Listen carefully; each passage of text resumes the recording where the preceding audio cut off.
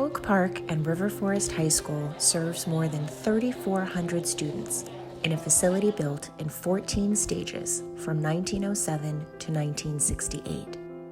While OPRF is an excellent school, its facilities are old.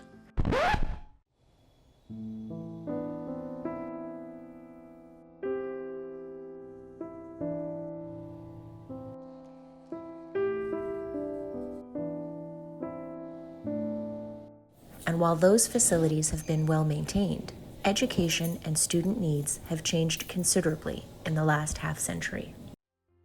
The Imagine OPRF team was created by District 200 Board and Administration to do a thorough assessment of facility needs at OPRF.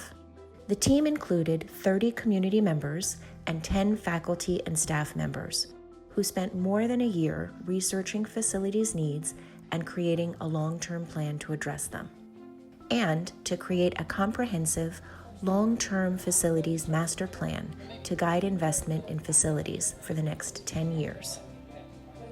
This video is a tour of several of the facilities needs that the Imagine team identified during its research.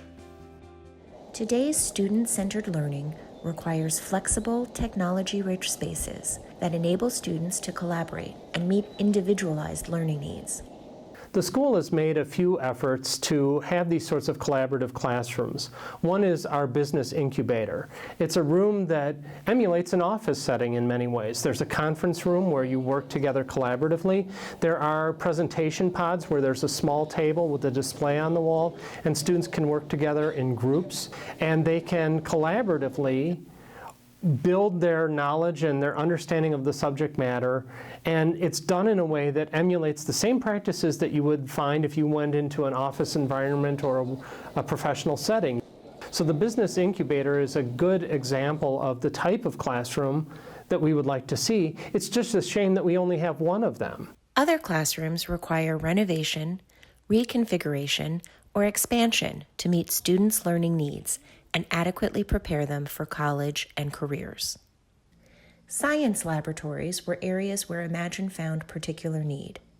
Although some of them have been retrofitted with modern, flexible furnishings, others still require updating. Overcrowding is a problem in some learning spaces, leading to overflow into the hallways. The same problem exists in spaces students must navigate to get to their classes on time.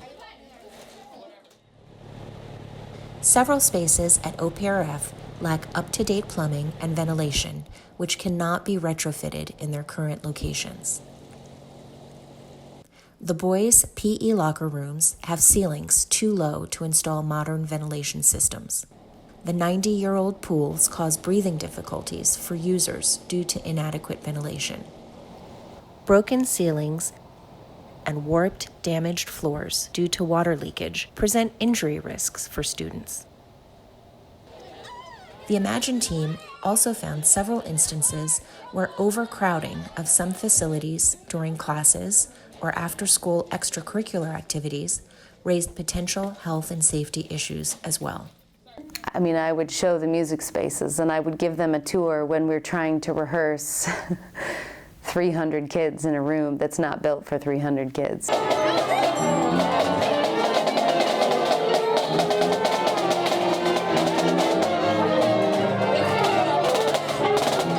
The amount of instruments and the amount of stuff that's in there, and just I would show them, as a person who doesn't work well in crowded spaces, I can't imagine the anxiety that that produces for some kids, just to have that sort of, you know, everything clustered around you. Temporary measures put in place for wheelchair accessibility are also difficult to navigate safely.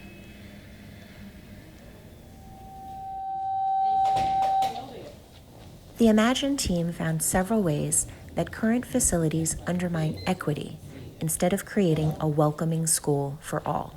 Input that Imagine gathered from students made it clear that one source of inequity stems from different access to resources at home. Access to everything from printers to spaces for quiet study or group projects vary greatly between students.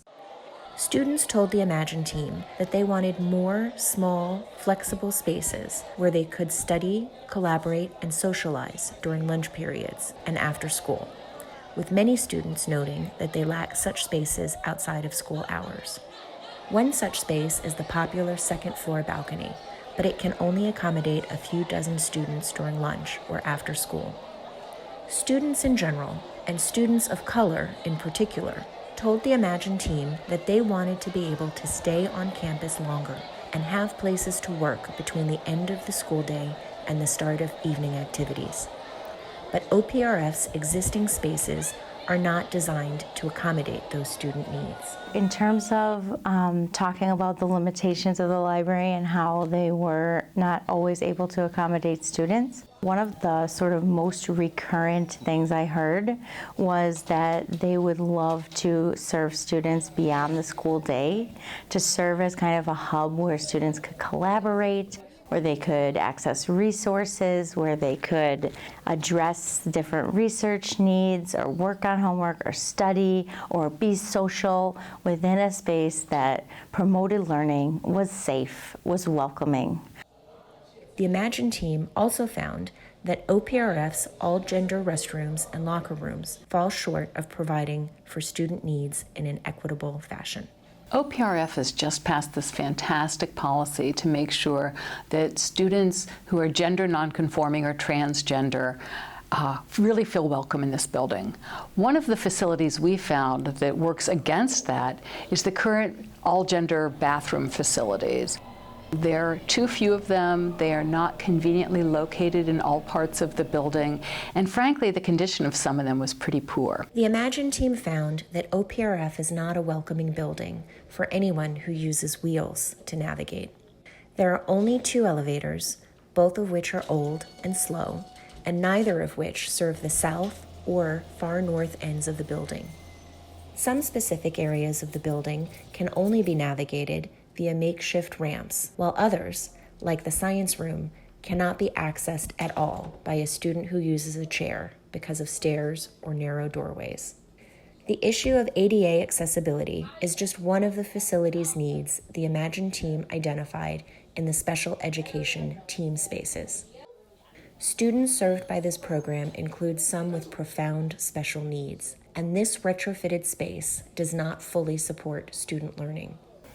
So I personally believe that generations to come will probably judge us, all of us, by how we treated those who were the most vulnerable among us.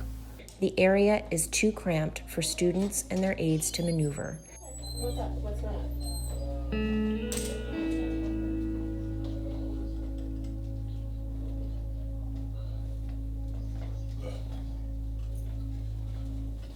And requires travel through a public hallway to reach an ADA accessible bathroom.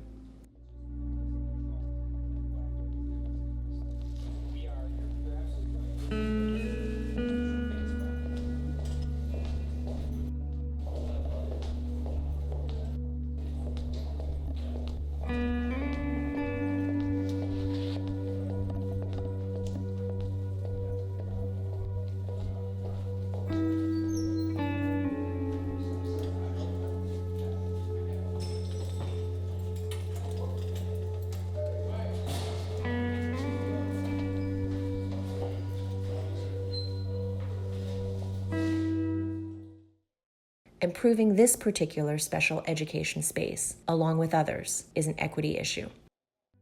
And the real question is, if now's not the time to do this, when is the time? Please visit our website, www.imagineoprf.org, to learn more.